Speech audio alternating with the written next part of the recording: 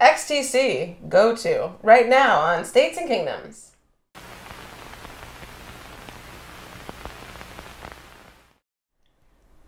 So the second XTC album in a year, this is a divisive little album. Yeah, I didn't know. I honestly didn't know. Because I always loved it. I've had this record forever. I don't really remember exactly where I listened to this in the like scheme of all the other albums that I was listening to from XTC, but it was early. It was right next to the other ones. It was right next to Skylarking and Mummer and English Settlement and all. I mean, I was listening to them like pretty much just in a big out of order mishmash. Well, they were all done by the time you were listening to them. Hell yeah. So you had the entire catalog at my disposal. And I loved it. I always loved it. If anything, it took me a little bit longer to get into the very first album. Yeah. Oh, I would see that. So, okay. So if you just listen to this, right, and without reading anything about it. Right, don't look at the cover. After listening to white music, I think what struck me listening to this is that it sounds more like XTC. It's more melodic. The more dissonant kind of, as they say, jagged, angular rhythms, blah blah blah, are counterbalanced with those melodies, those great, if you want to say, pop melodies that they start. It's catchy as hell. Writing and mastering really right after this. Yeah, absolutely. I'm not sure why there are such divergent opinions about this. I understand that it's the only. Sorry. I would say when that happens, when I listen to something and I just look up reviews from, official reviews, normal people reviews, and I just can't. I'm not hearing what they're hearing. It's strange to me. So I was trying to figure out like, what is it about this album that would disappoint anybody? And I really can't come up with an answer other than, well, a couple of things. 2 songs. Yeah, Barry Andrews songs, I certainly do not think fit. But I still don't think they're bad songs. When I was a munchkin and I was listening to this for the first time, I didn't realize that those 2 songs were written by someone else. Well, I thought everything was written by Andy. I didn't even know that Colin was writing and singing songs. That's how dumb I was. Yeah, well, I mean, but those 2 songs aren't my favorite, but even those, what my point is, I accepted them. I was like, whatever, they're XTC songs. I did not. I know. He literally like comes over and goes like this every time they're on when we're listening to the record. They just don't fit. They just don't fit on the album. Die. And I don't like My Weapon really at all. It starts to be very grating. Yeah. Super Tough is a better song. But whatever. Other than that, the Andy and Colin songs are perfectly well, that's what we're fine. saying. So I think if nothing else, Colin Moulding's development as a songwriter and singer are as clear as crystal on this album. Yeah. And that makes this a really interesting album. His songs are really good. Yeah. Okay. Anyway, okay. Let's talk about the songs. Whatever. Mechanic Dancing. Every time. Okay. This is a great XTC energetic song, catchy. Yeah, it's a little noisy. It's got, like you said, it's got angles. It's got edges. But it also has a great melodic hook. Unlike white music, which I feel like the whole song would have been more like just the mechanic dancing part.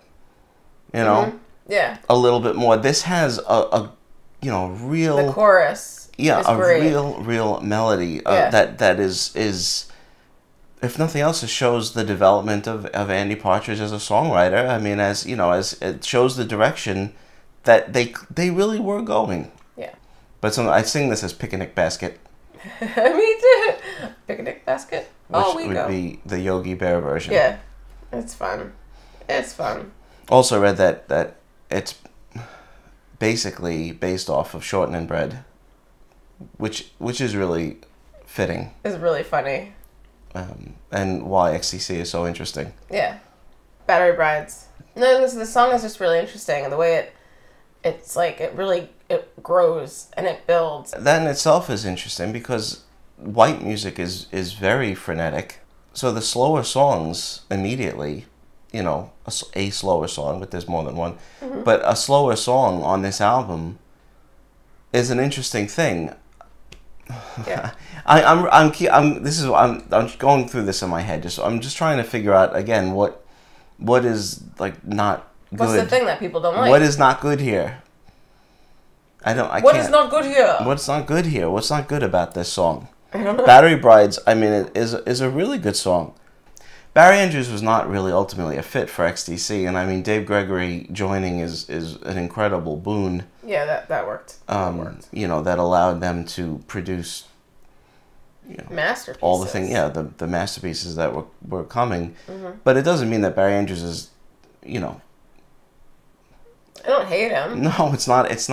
He just wasn't a fit. Right. I don't really like organ in XTC. Well, that's the thing. For the most part. Not like this. That keyboard sound really just it gives everything like a carnival. Yeah, well, we keep saying, I mean, atmosphere. I don't want XTC to sound like Oingo Boingo. Me neither. You know, so I'm glad that they found out that doesn't work. They didn't really need that, and what they like, needed was a second guitar player. You know, and that's what they did. Mm. But again, I mean, it's not really a reflection on Barry Andrews. No, it's okay. Who of course has he's watching, has had a great career. Buzz City Talking. The Colin Moulding songs show the development of a songwriter very clearly. Yeah, his songs are almost solid on this album. Because I think his songs on this album are better than on white music. I mean, that's definitely something that this album has. Mm-hmm. And he contributed a lot. This song is definitely catchy. It's very bouncy. Mm-hmm. And yeah, it's catchy. And his singing is different, you know, and I mean better. More like Andy. It's hard to tell apart. A little bit. I mean, you know, yeah, but just the development of Colin Moulding on this album should be something that really makes it stand out. These are all great songs. What's wrong with people? Okay. I kept seeing the phrase sophomore slump. You know, and like a lot of bands have sophomore slumps. Like, you know, so a lot of the second albums, you know, in a band, a lot of them aren't as good. Like with the Beatles, Led Zeppelin 2, quick one. Paranoid, you know, what else? Jeez, let me think.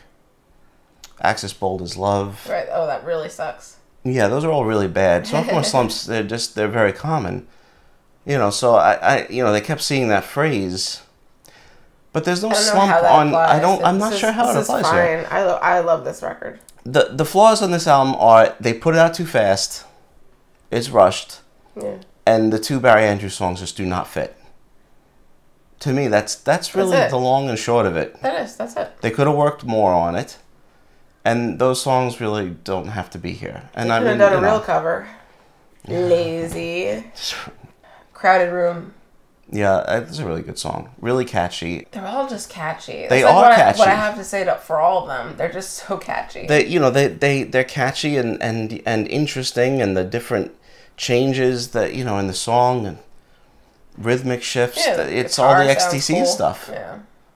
And Colin Moulding's ability to write a hook that just sticks with you, and you know, it's all here, and more here for Colin Moulding than it was on white music.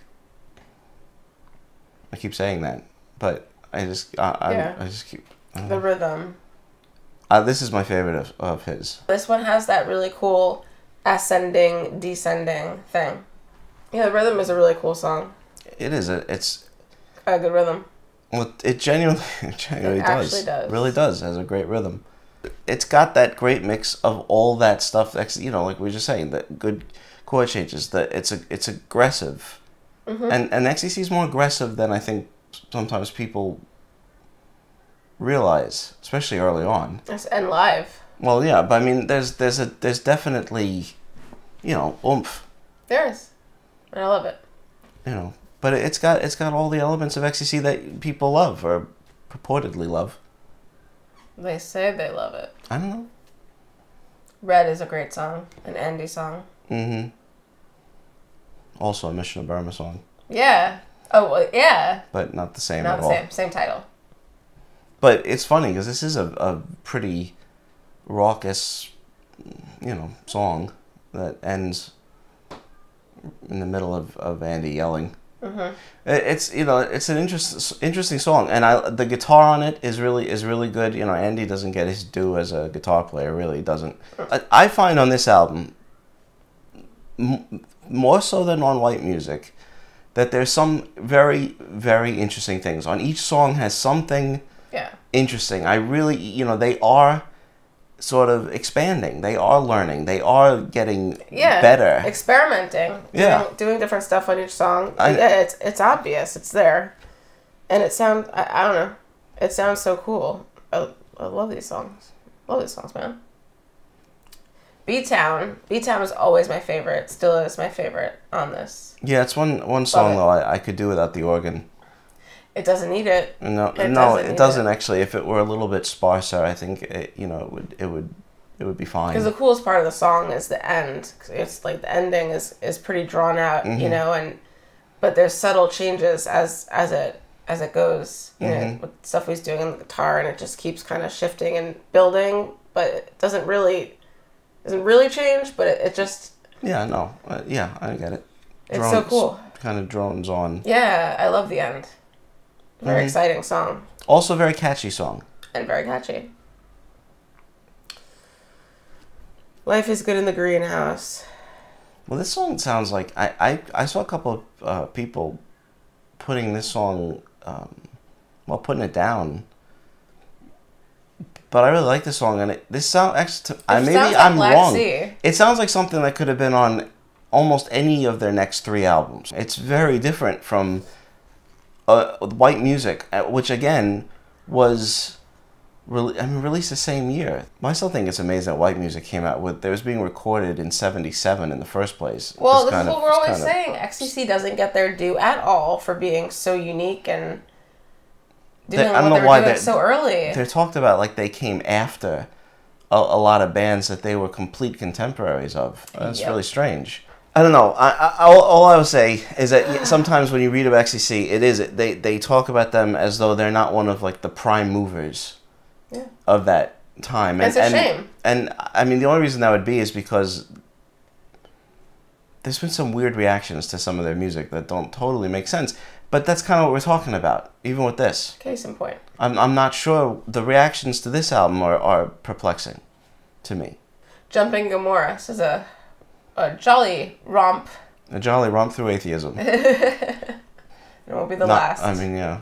It's a fine song. I don't love it. This actually, I don't... It's you know, it's bouncy. It's so bouncy. It's got a rhythm. You can bounce to it.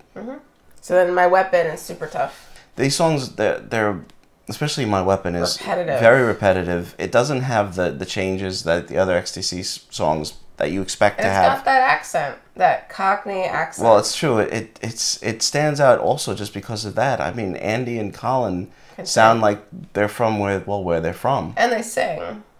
Yeah. With their voice. Well, they have you can tell they don't lose their accents. They don't sing with American accents, but they don't overdo it either. You know, it's Damon Albarn. Is a component of why these don't feel like they fit. But it's not just that. It's that they just don't... They're not as dynamic as a lot of the other songs. And My Weapon is very repetitive. So super tough. They both are. They are. They're both repetitive. They both are. They are. I Am the Audience. I always like this song. Yeah. The last song, it's good. It's Colin. Well, this is funny. I feel like this song is repetitive. But this song's repetitive the way an XTC song can be. It doesn't bother me. Yeah. That doesn't bother me. It's still interesting. It's catchy without just becoming annoying, like My Weapon. They were so good at this point.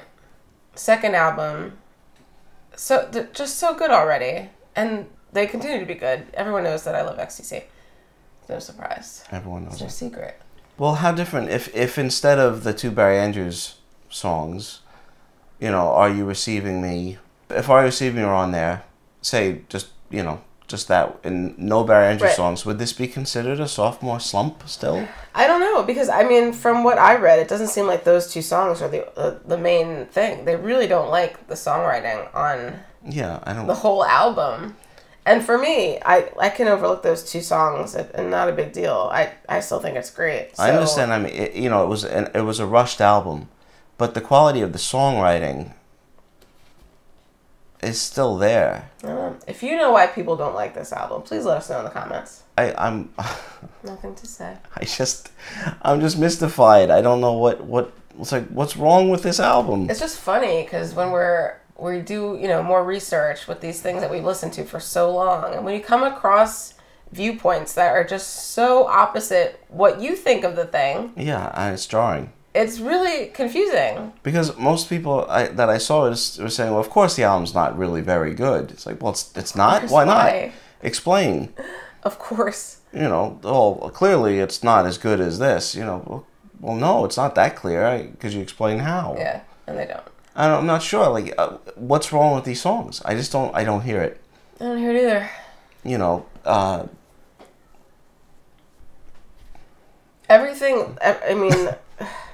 Everything has a great rhythm, great rock and roll rhythms. You know, you really can dance to this stuff. You really can. The biggest problem that the band was facing was that one of the four of them was going to leave and really didn't quite fit. Right. And that is represented in the music of the album in a way, especially because of the two songs that are there that don't fit. Right. That's the only flaw that I really see. Yeah, no, I agree. Because Andy's songs are great, and he's happy. And Andy's singing is different than white music. It's more, of course, more as it would be on the next 2-3 albums. And Colin is just totally developed as a songwriter on this one. And, you know, was just around the corner from, you know, Life Begins at the Hop. And I think they're going to do great things. And, you know, Making Plans for Nigel and you know, 79. Yeah. Barely, which is like unbelievably catchy, incredible songs. They'll never get their credit. So, you know, just stop talking about it. They're never going to get their credit. I'm not, I feel like we're not saying anything because I'm just confused. Confused. Hurt, disappointed, betrayed. I feel betrayed. I didn't see one person say Someone else like me best. I didn't see one person say I actually really love this album. I said it. I know it's. I'm gonna say, but people are like, "Wait, you're saying it's perfect?" No, it's flawed. I said it was perfect. What we just said, the reasons we just said. I still love it. It was rushed, and the Barry Andrews songs to me just don't fit. Other than that, I think it's a pretty good album. Well, there you go, folks. Go to by XTC. Let us know what you think in the comments below, please, and make sure to like and subscribe. And stay tuned for more videos Mondays, Wednesdays, and Fridays here at States and Kingdoms. See you next time, and thanks for watching.